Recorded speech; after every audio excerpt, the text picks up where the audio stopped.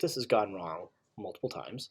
Um, so this is my third time recording this. So this is going to be short and maybe a little snippy. Um, but so here's what we found out. So starting in 2004, for some reason, the Wikipedia articles do not have lists of the movies, all the movies released. So we are going to have to go to American films. We clicked on several others, and this one seems to be a pretty comprehensive list of all of them. So that's what we're going to go with. And yeah, also you learned my rating system. I prefer 10-star rating systems because of how I think about them. 10 is one of the greatest movies ever made. Absolutely love it. 9 is I really love this movie. 8, loved it. 7, liked it. 6, I don't remember. I know that I saw it. I remember liking it, but I don't remember anything about it. 5, I know that I saw it, and that's about where it ends. 4, didn't like it, but don't remember much about it. 3, didn't like it. 2, really didn't like it. 1, hated it. So now you're all up to speed. So this is probably going to be fairly quick due to familiarity. Hopefully I don't skip anything. Fortunately, I do know the numbers that I had, so I can check out that. I might recommend a couple of things. Perfect Score, worth watching. Miracle. Oh, I missed that one last time. Yes, that is a must-see movie. It's really good. One of the best sports movies ever made. So, yes, Miracle. Watch it. Enjoy it. Love it.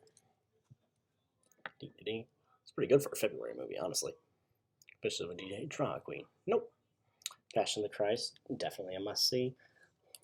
Probably one of the greatest religious movies ever made, and you should watch it. Dawn of the Dead, Zack Snyder remake? No. Original Dawn of the Dead? Yes. I've heard that the new Dawn of the Dead is pretty good, but I mean, we don't want two of them. Eternal Sunshine of the Spotless Mind is an absolute must-see. It's the reason that we started taking Jim Carrey seriously. Also, Kate Winslet is just good in everything. And look at this cast. I mean, what the heck? Where was it? There. So good. Please ignore my children watching movies in the background. DTD. Hellboy. So, not a good movie. I brought up the rating system because of this one. This one is a 6. I've seen it 4 times, and I do not remember what happens in it. I just remember that Ron Perlman is fantastic as Hellboy, and that's about as far as it goes. Home on the Range. The beginning of the end of Disney movies. Well, it's the burial of the Disney Renaissance, at least. Elmo, pretty good. El Enchanted, pretty good. Not must-sees. 13 going on 30. I feel like this one a few years ago would have been a must-see, but it is no longer. People don't really talk about it anymore. There's a number of chick flicks that girls just absolutely love rewatching, and that is not one of them. Mean Girls has definitely become a must-see in the past, I don't know, 8, 9 years, something like that. Coffee and Cigarettes? Never heard of it.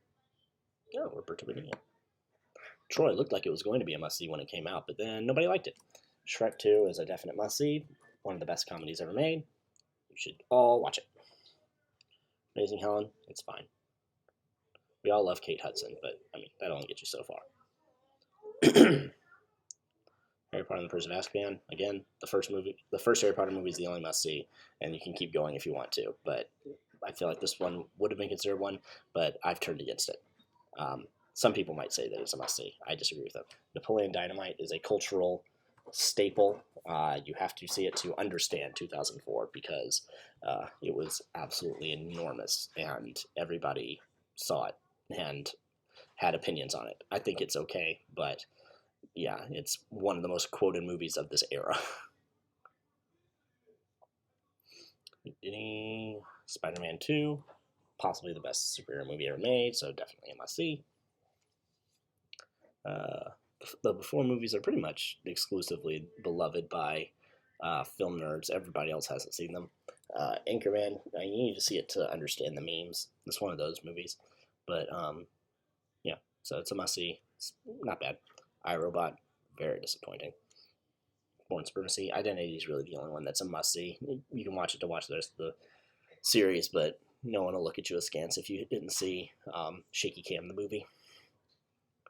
Manchurian Candidate, really only need to see the first one. I didn't know Jonathan Demme directed it, though. Thunderbirds, The Village. Nope. Collateral. It's a pretty good movie. Come back to me in a couple of years because this one's starting to get some love lately. Little Black Book. Oh, that is Little Black Book. Open Water is important because I feel like this was the beginning of the nihilistic horror movies that we're in. But none of them are really must-sees, except for maybe Paranormal Activity. Just because, yeah, when you see it, you're like, holy cow, that was so scary. But then it doesn't leave any impression on you because nihilism is empty and boring, and you get tired of it, and you don't want to revisit it.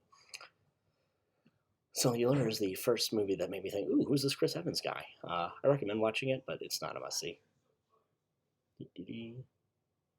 I'm probably gonna miss some stuff at this rate. Shaun of the Dead, yep. All the movies in the Cornetto trilogy are must-see movies. Edgar Wright is amazing, and more people need to appreciate him. And that movie is hilarious.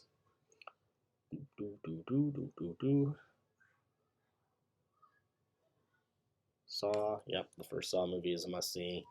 Very important inside of the world of horror movies. Basically created the modern horror movie.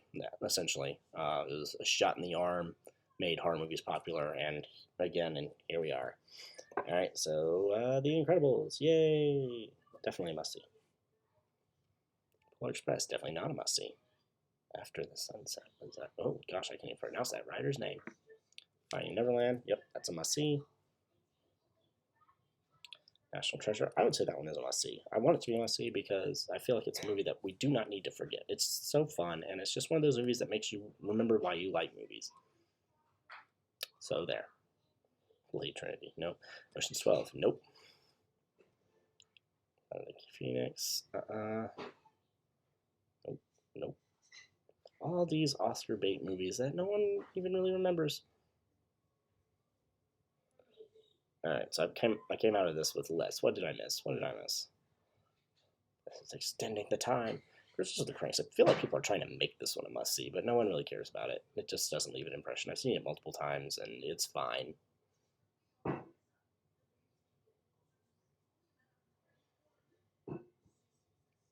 Stage Reading. That's also a really good movie. I didn't realize that it came out this late. In my head, it was always like a 90s movie. So not the way it was filmed. Sideways was a must-see when it came out, but it is no longer. What did I miss? What did I miss? Dad got that one. No, First Daughter. Riveting TV. Sky Captain: The World of Tomorrow. No, that was so disappointing. Ugh, not what you were promised. You were promised robots and air zeppelins and aerial dogfights and stuff, and you got exploring in a cave in a jungle. The movie. There's a dogfight at the beginning, and that's about all you get.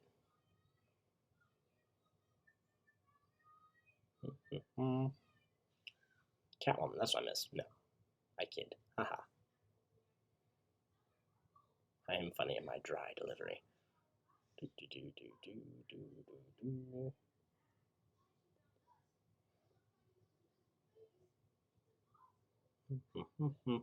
I'm trying to drown out. My children watching Rescue Raiders. Saddest music in the world? What is this? That's an old school looking cover. Girls, got that one, right? 59 on 30. Punisher, Kill Bill. Oh, Kill Bill Volume 2. Yeah, that's a must see because Kill Bill Volume 1 was. And they're basically all one movie. So you gotta see how it ends. Prince and Me, Hellboy, Home on the Range, Never Die Alone. Dogville. Oh. Mango Kiss. Doggone, no, I must see.